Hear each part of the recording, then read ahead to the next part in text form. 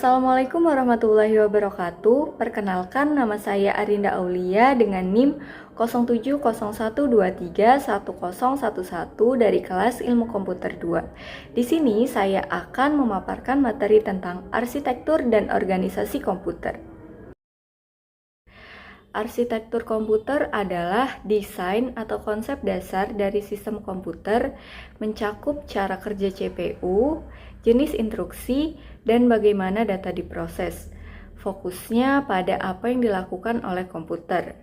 Organisasi komputer adalah cara nyata komponen-komponen komputer dihubungkan dan bekerja, termasuk perangkat keras seperti ALU, memori, dan sistem input atau output. Fokusnya pada bagaimana komputer melakukannya.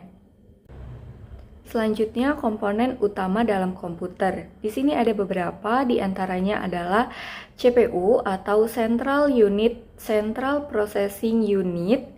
Ialah otak komputer yang memproses data dan menjalankan instruksi. Selanjutnya, memori. Memori adalah alat untuk menyimpan data dan instruksi yang terdiri dari memori internal seperti RAM dan ROM dan eksternal seperti hard disk. Selanjutnya ada input device, ialah alat untuk memasukkan data, misalnya keyboard. Yang selanjutnya ada output device, yaitu alat untuk menampilkan hasil seperti monitor atau printer. Selanjutnya ada unit control atau control unit, yang fungsinya ialah mengatur jalannya semua proses di dalam komputer. Yang terakhir ada ALU atau Arithmetic and Logic Unit. Fungsinya ialah melakukan operasi hitung dan logika. Selanjutnya, fungsi dari arsitektur dan organisasi komputer. Fungsi arsitektur dan organisasi komputer adalah untuk menentukan seberapa cepat, seberapa efisien, dan mampu sebuah komputer dalam menjalankan tugasnya. Selain itu, keduanya menjadi dasar yang penting dalam merancang dan mengembangkan perangkat keras atau hardware maupun perangkat lunak atau software dalam komputer. Di sini, saya akan membahas lebih lanjut tentang memori pada komputer. Apa sih memori pada komputer itu? Memori pada komputer ialah bagian penting dalam komputer yang digunakan untuk menyimpan data dan program. Memori ini bisa berupa memori internal seperti RAM dan memori eksternal seperti hard disk dan disket. Memori internal. Memori internal adalah jenis memori yang terpasang langsung di dalam komputer dan dapat diakses oleh prosesor atau CPU untuk menyimpan dan mengambil data atau instruksi saat komputer bekerja. Fungsi utamanya ialah menyimpan data sementara selama komputer berjalan, menyimpan program yang sedang diproses, dan menyimpan hasil sementara dari proses data. Yang selanjutnya adalah contoh-contoh dari memori internal. Ada register, yaitu tempat penyimpanan data yang sangat kecil di dalam CPU yang bekerja dengan sangat cepat. Selanjutnya ada cache memory, yaitu memori kecil dan cepat yang menyimpan data atau instruksi yang sering digunakan agar prosesor tidak perlu mengakses RAM secara terus-menerus. Yang selanjutnya ada RAM atau Random Access Memory, yaitu tempat menyimpan data dan instruksi sementara saat komputer menyala. Jika listrik mati, maka isinya akan hilang.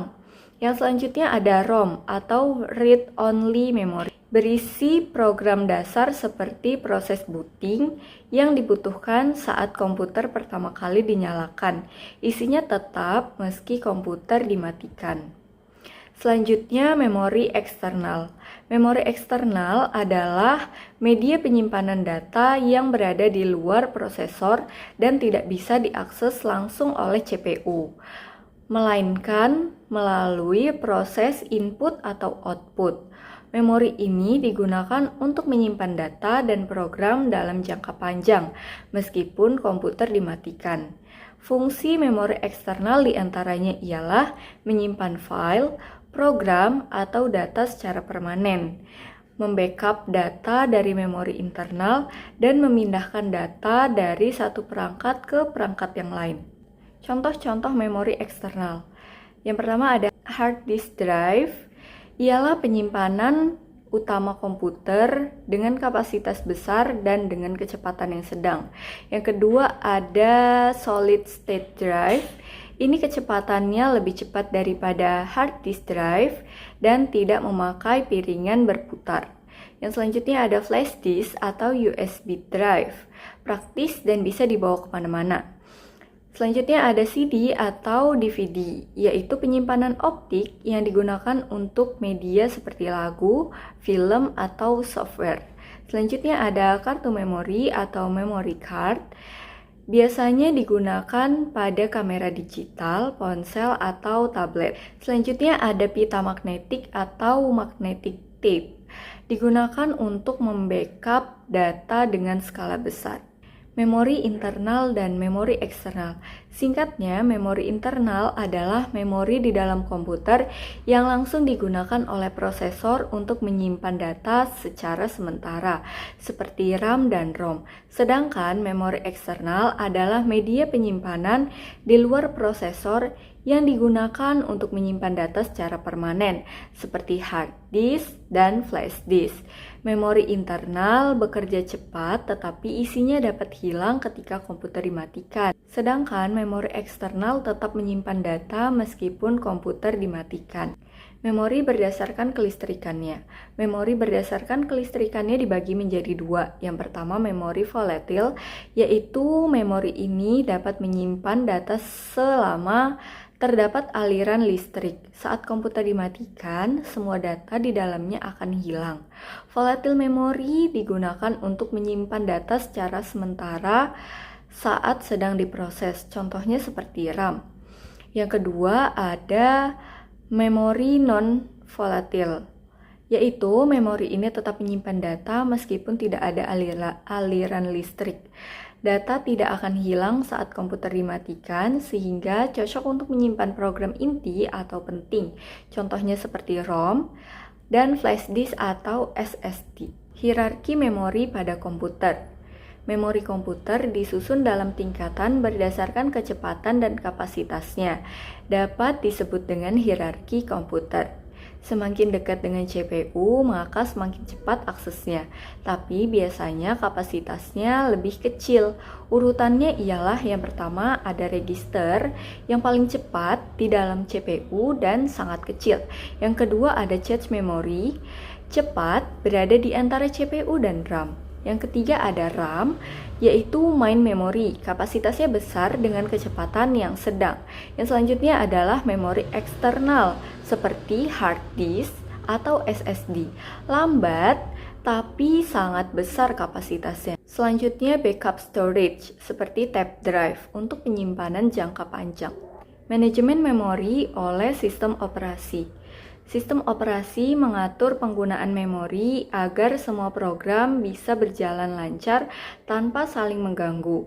Saat sebuah aplikasi dibuka, sistem operasi akan mengalokasikan sebagian RAM untuk aplikasi tersebut. Jika RAM tidak cukup, sistem akan menggunakan virtual memory, ruang yang ada di hard disk, sebagai cadangan. Selain itu, sistem operasi juga mengatur pembagian memori dengan teknik seperti pegging, agar setiap program mendapat bagian yang tepat dan tidak saling tumpang tindih. Dengan cara ini, komputer dapat menjalankan banyak program sekaligus dengan lebih stabil dan efisien. Kesimpulannya ialah, memori pada komputer berfungsi untuk menyimpan data dan program, baik sementara maupun permanen.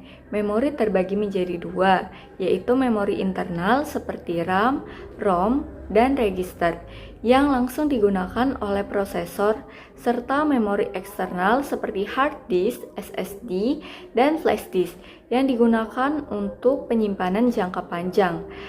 Berdasarkan kelistrikannya, memori dibagi menjadi dua, yaitu volatile, data hilang saat listrik mati seperti RAM, dan non-volatile, Data akan tetap tersimpan meski listrik dimatikan seperti ROM dan SSD.